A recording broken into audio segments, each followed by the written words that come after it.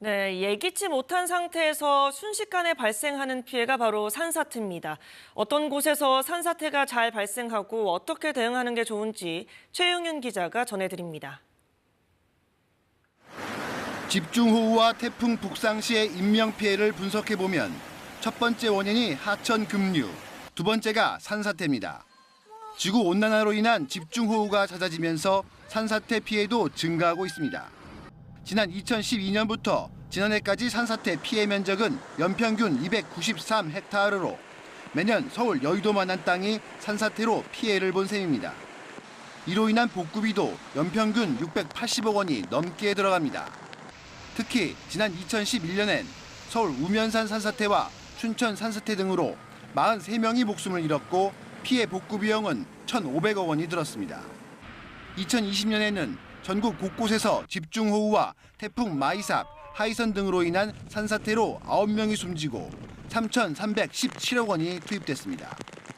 산사태는 하루 200mm 이상의 비가 내리거나 시간당 30mm 이상의 집중호우가 계속될 때 일어나기 쉽습니다. 골짜기 길게 형성된 곳, 특히 지면에서 기울기가 30도가량 되는 사면 지역이 위험합니다. 또 화렵수림 지역보다는 뿌리가 얕은 침엽수 밀집 지역에서 산사태가 더 자주 발생합니다.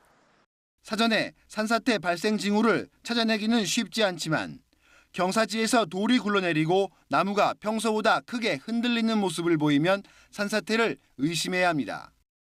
똑바로 서 있던 나무가 기울어지거나 바람이 불지 않는데도 산울림이나 땅 울림이 들리는 것은 산사태가 이미 시작되고 있다는 신호입니다.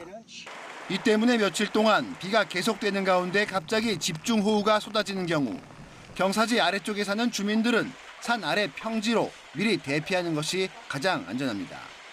산사태는 위에서 아래로 발생합니다. 만약 산사태를 만났다면 대피 시 산사태 발생 방향과 멀어지는 방향으로 이동해 가장 높은 곳으로 피해야 합니다. 또한 산사태 발생 최대 48시간 전부터 제공되는 산림청의 예보에 집중해야 합니다. 산사태 예보가 발령되면 산기슭이나 계곡, 야영지 등 위험 지역에 접근해서는 안 됩니다.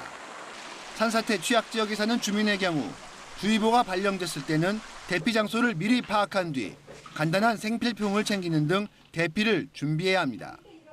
주의보 상황이라도 산사태 징후가 있다면 즉시 대피하고 가까운 관공소에 신고합니다.